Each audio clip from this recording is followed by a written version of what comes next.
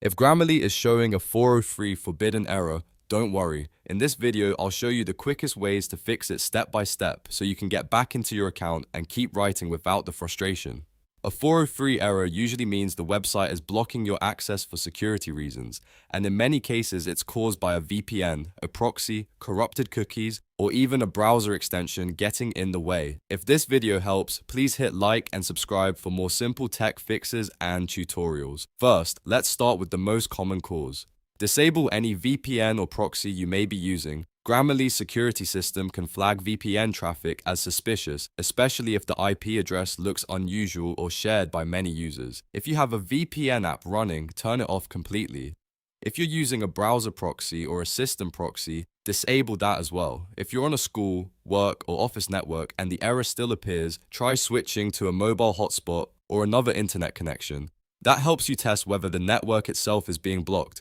Once the VPN or proxy is off, refresh Grammarly and try signing in again. If the error is still there, the next step is to clear your cookies and cache. Over time, your browser can store outdated login tokens, broken session data, or corrupted site files, and that can trigger a 403 page. On Windows, press Ctrl, Shift, and Delete. On Mac, press Command, Shift, and Delete. In the Clear Browsing Data menu, change the time range to All Time. Then select cookies and other site data and cached images and files.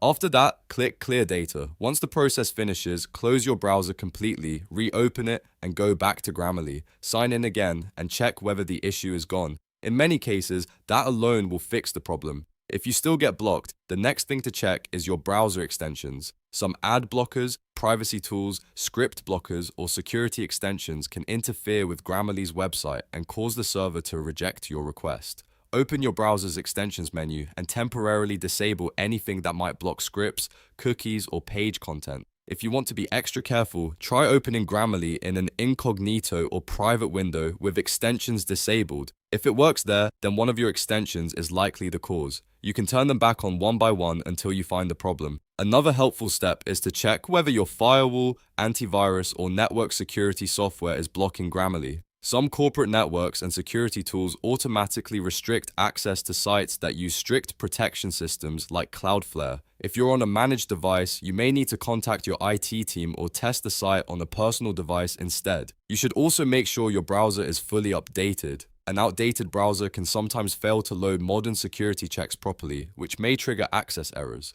Update Chrome, Edge, Firefox, or Safari, then restart the browser and try again. If Grammarly still shows the 403 error, sign out of your account everywhere, then sign back in.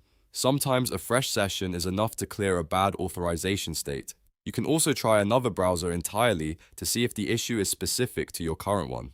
For example, if it fails in Chrome, test it in Edge, or Firefox. That can help you narrow down whether the issue is with the browser, the network, or the account session. If none of those fixes work, wait a little while and try again later. In some cases, Grammarly's protection system may temporarily block repeated requests from the same IP address.